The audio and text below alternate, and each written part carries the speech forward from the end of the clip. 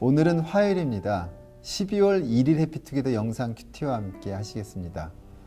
해피투게더와 비전 큐티는 성도님들께 묵상을 잘할 수 있도록 돕는 가이드북입니다. 묵상이 어려운 것은 성경에 대한 배경 지식이 부족해서인 경우가 대부분입니다. 해피투게더와 비전 큐티는 매주 월요일치 큐티 앞부분에 주간 묵상 포인트와 성경 속 이야기로 한 주간의 묵상을 안내하고 있습니다. 오늘은 해피투게더 50쪽이나 비전 큐티 50쪽을 펴셔서 주간 묵상 포인트와 성경 속 이야기를 먼저 읽고 큐티를 해보십시오. 그러면 한 주간의 본문이 무슨 내용이며 어떻게 묵상할지를 알 수 있을 것입니다. 그럼 오늘도 영의 양식인 생명의 말씀을 들어보도록 하겠습니다. 오늘의 말씀은 살아있다는 것이 희망이다. 전도서 9장 1절에서 10절까지입니다. 나는 이 모든 것을 마음속으로 깊이 생각해 보았다. 그리고서 내가 깨달은 것은 의로운 사람들과 지혜로운 사람들이 하는 일을 하나님이 조종하신다는 것. 그들의 사랑과 미움까지도 하나님이 조종하신다는 것이다. 사람은 아무도 자기 앞에 놓여 있는 일을 알지 못한다. 모두가 같은 운명을 타고났다. 의인이나 악인이나 착한 사람이나 나쁜 사람이나 깨끗한 사람이나 더러운 사람이나 제사를 드리는 사람이나 드리지 않는 사람이나 다 같은 운명을 타고났다. 착한 사람이라고 해서 죄인보다 나을 것이 없고 맹세한 사람이라고 해서 맹세하기를 두려워하는 사람보다 나을 것이 없다. 모두가 다 같은 운명을 타고났다는 것. 이것이 바로 세상에서 벌어지는 모든 잘못된 일 가운데 하나다. 더욱이 사람들은 마음에 사악과 광증을 품고 살다가 결국에는 죽고 만다. 살아있는 사람에게는 누구나 희망이 있다. 비록 개라고 하더라도 살아있으면 죽은 사자보다 낫다. 살아있는 사람은 자기가 죽을 것을 안다. 그러나 죽은 사람은 아무것도 모른다. 죽은 사람에게는 더 이상의 보상이 없다. 사람들은 죽은 이들을 오래 기억하지 않는다. 죽은 이들에게는 이미 사랑도 미움도 야망도 없다. 세상에서 일어나는 어떠한 일에도 다시 끼어들 자리가 없다. 지금은 하나님이 내가 하는 일을 좋게 보아주시니 너는 가서 즐거이 음식을 먹고 기쁜 마음으로 포도주를 마셔라. 너는 언제나 옷을 깨끗하게 입고 머리에는 기름을 발라라. 너의 헛된 모든 날, 하나님이 세상에서 너에게 주신 덧없는 모든 날에 너는 너의 사랑하는 아내와 더불어 즐거움을 누려라. 그것은 내가 사는 동안에 세상에서 애쓴 수고로 받는 몫이다. 내가 어떤 일을 하든지 내 힘을 다해서 하여라. 내가 들어갈 무덤 속에는 일도 계획도 지식도 지혜도 없다. 전도자는 미래를 알 수 없다는 점과 죽는다는 사실의 관점에서 의인이나 악인의 운명을 동일시하며 허물을 말하고 있습니다. 그러나 하나님께서 생명을 허락하신 의로운 인생에게는 희망이 있는 것입니다. 인생을 즐거운 마음으로 살고 정결함과 성령의 능력 안에서 살며 특히 행복한 가정을 살라고 말하고 있습니다. 오늘 본문을 통해서 우리가 최선을 다해 살아야 하는 이유가 무엇인지를 깊이 생각하시면서 묵상 포인트를 들어보도록 하겠습니다. 오늘의 묵상 포인트. 사람의 모든 일이 하나님의 손에 달려있기 때문에 아무도 미래를 알 수 없습니다. 사람이 어떤 모습으로 살든 모두 죽게 되어 있다는 점에서 같은 운명을 타고났습니다. 그래서 사람은 방종하기 쉽습니다. 일단 죽으면 이 세상의 모든 일과 단절되기 때문입니다. 생명이 있는 곳에 희망이 있습니다. 그러므로 사람은 하나님의 은총 위에서 삶의 만족을 누리며 매사에 최선을 다해야 합니다. 인생이 덧없고 죽음으로 끝난다고 해서 비관하거나 포기할 일이 아닙니다. 살아있는 한 희망이 있습니다. 우리 모두에게는 날마다 하루라는 시간이 주어집니다. 순간순간을 어떻게 사느냐가 중요합니다. 우리는 살아있는 것에 감사하며 능동적이고 힘차게 살아가야 합니다. 자신에게 즐거움을 선물하며 주어진 일에 최선을 다해야 합니다. 요즘 내 삶은 어떤 그림입니까?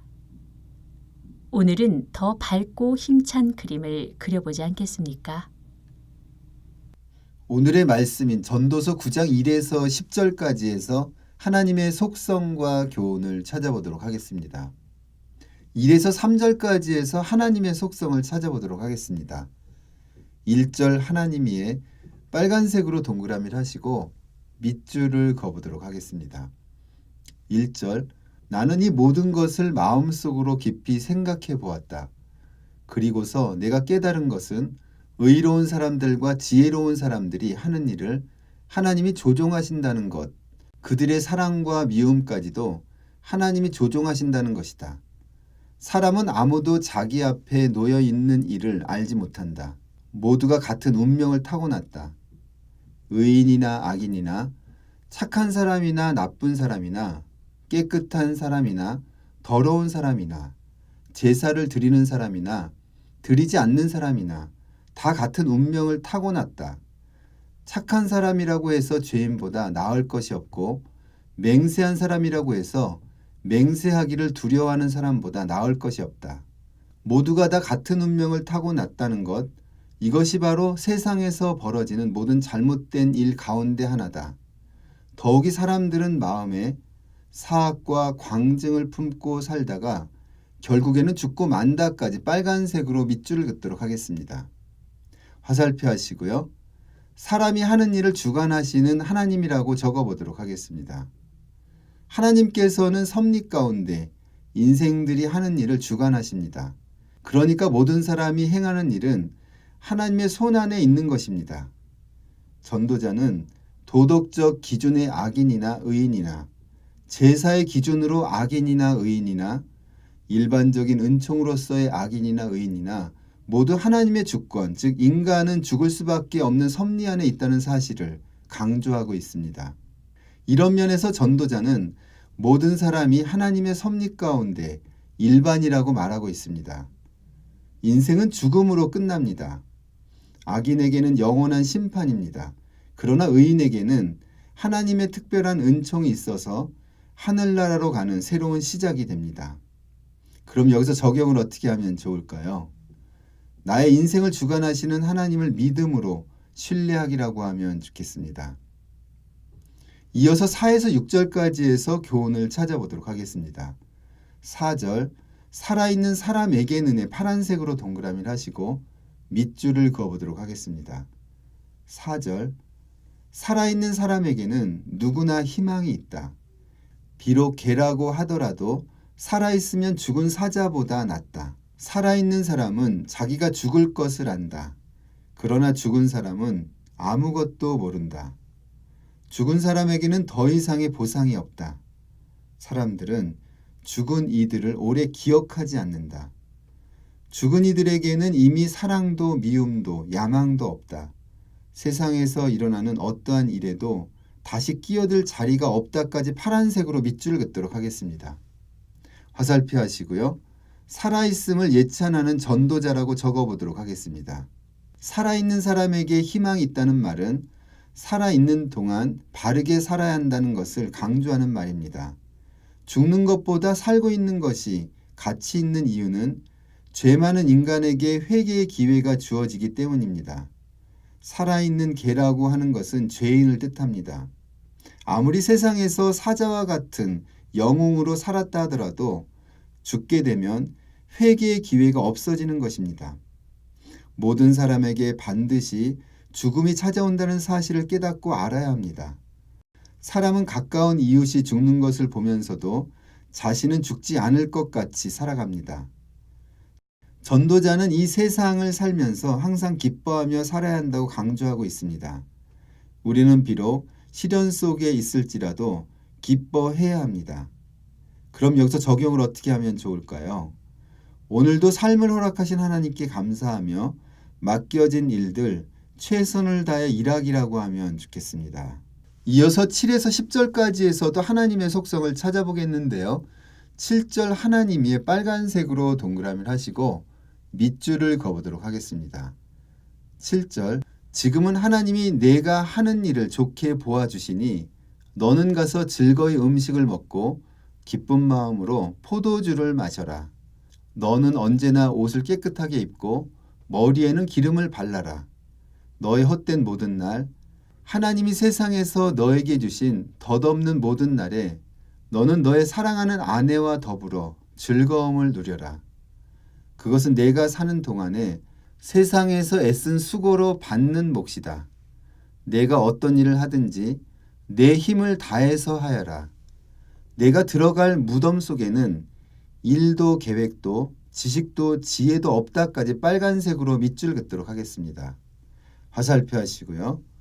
우리가 하는 일을 좋게 보시는 하나님이라고 적어보도록 하겠습니다. 하나님은 성도의 삶을 좋게 보시며 즐겁게 살기를 원하십니다. 전도자는 즐겁게 사는 방법을 구체적으로 설명하고 있습니다. 먼저 음식과 음료를 마음껏 즐기라고 말합니다. 먹고 마시는 것이 좀 세속적인 느낌이 듭니다만 음식을 먹고 즐기는 것은 하나님의 축복입니다.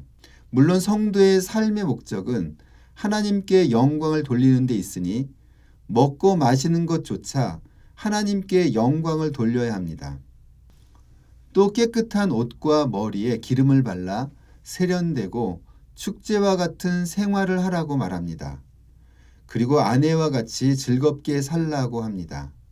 솔로몬은 후비와 빈 등을 합쳐 1000명이었으니 일시적인 쾌락을 그보다 많이 즐긴 사람은 없었을 것입니다. 상대적으로 하나님께서 정해주신 한 사람의 아내는 그만큼 즐겁지 않을 것입니다.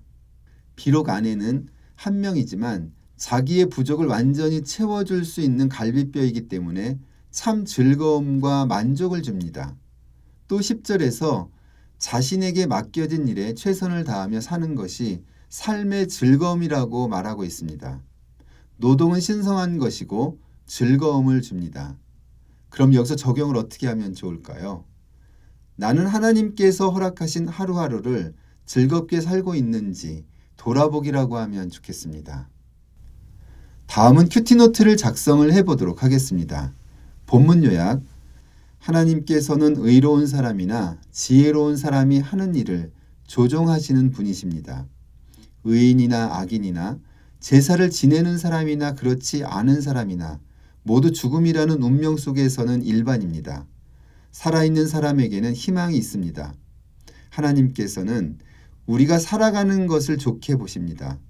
그러니 즐겁게 먹고 마시며 머리와 옷도 단정하게 하며 또 어떤 일이든지 최선을 다하라고 말합니다. 라고 적었습니다.